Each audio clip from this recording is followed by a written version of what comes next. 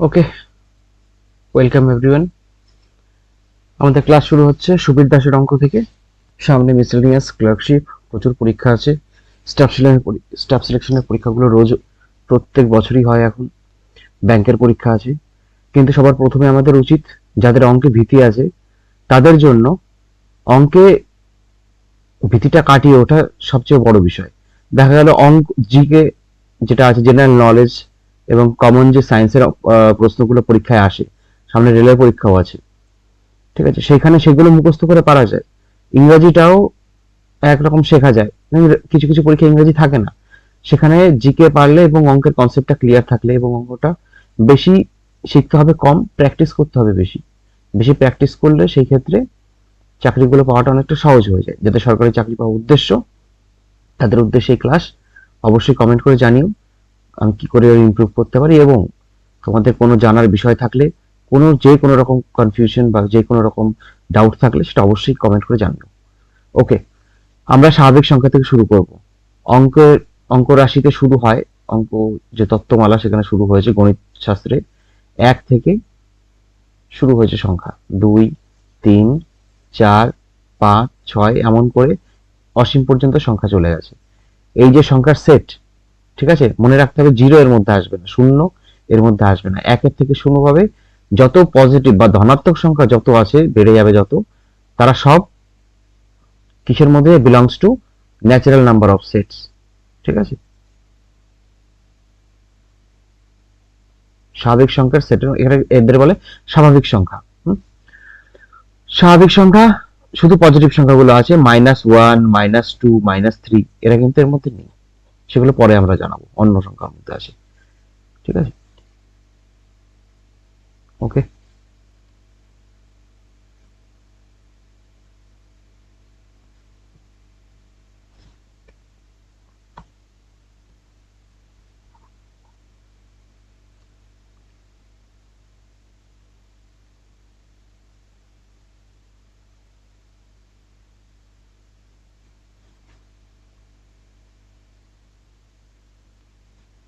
আচ্ছা, এরপর আসছে মৌলিক সংখ্যা, ঠিক আছে। মৌলিক সংখ্যা কাকে বলে? এককে যদি শুরু হয়, এককে আমরা মৌলিক এবং যৌগিক উভয় হিসাবে ধরে থাকি। 2 এর থেকে মৌলিক সংখ্যা শুরু হচ্ছে, ঠিক আছে। 2 এর পরে 3, যেই সংখ্যাকে সেই সংখ্যা দিয়ে ছাড়া অন্য সংখ্যা দিয়ে ভাগ করা যায় সেটা হচ্ছে যৌগিক সংখ্যা। মানে যৌগিক সংখ্যাকে আমরা দুটো সংখ্যার গুণ আকারে লিখতে পারি, এক ছাড়া, ঠিক আছে। যেমন 4, 4 কে কি আকারে লিখতে পারি? 4 কে লিখতে পারি আমরা 2 গুণ 2। তাহলে আমরা 4 কে 4 গুণ 1 ছাড়াও অন্য আরেকভাবে 2 গুণ 2 হিসাবে লিখতে পারলাম। মানে একে 2 দিয়ে ভাগ করা যায়, এটা হচ্ছে যৌগিক সংখ্যা, ঠিক আছে।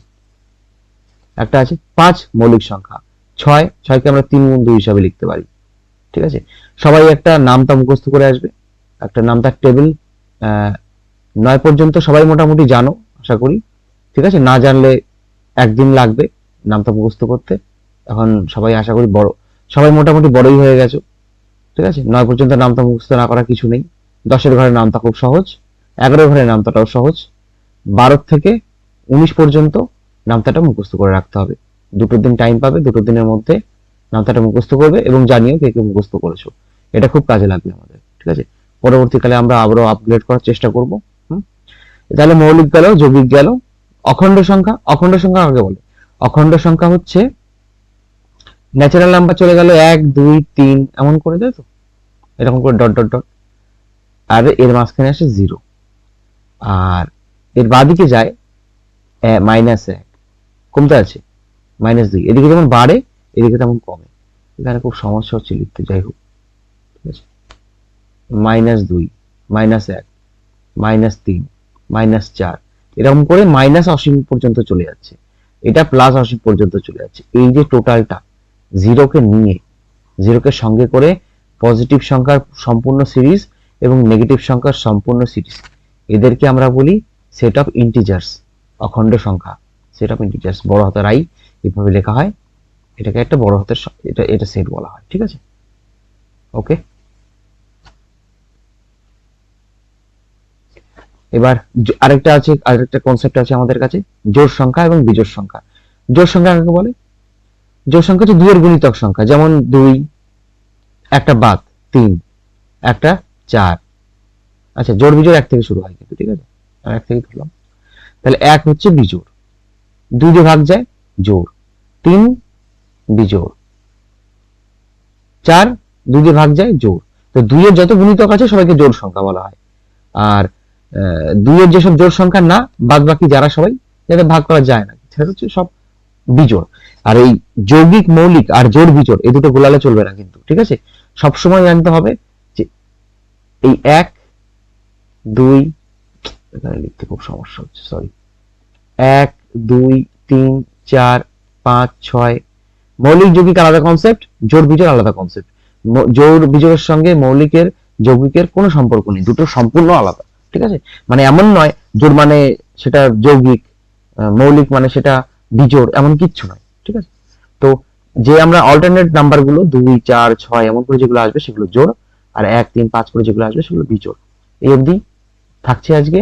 সবাই 1 থেকে 12 থেকে 19 এর নামতাটা মুখস্থ করবে এবং জানিও। ফার্স্ট এপিসোডটা ডাউনলোড করলাম খুব দ্রুত।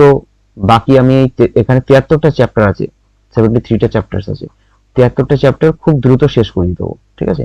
এবং সবাই বুঝতে পারবে, সবাই, এভরিওয়ান। বুঝতে পারবে না এমন কিছু নেই, সবাই বুঝতে পারবে। তো যদি সবার যত আগ্রহ প্রকাশ করে থাকো সেটা জানাবে, আমাকে জানানোর চেষ্টা করবে। ধন্যবাদ, শুভরাত্রি।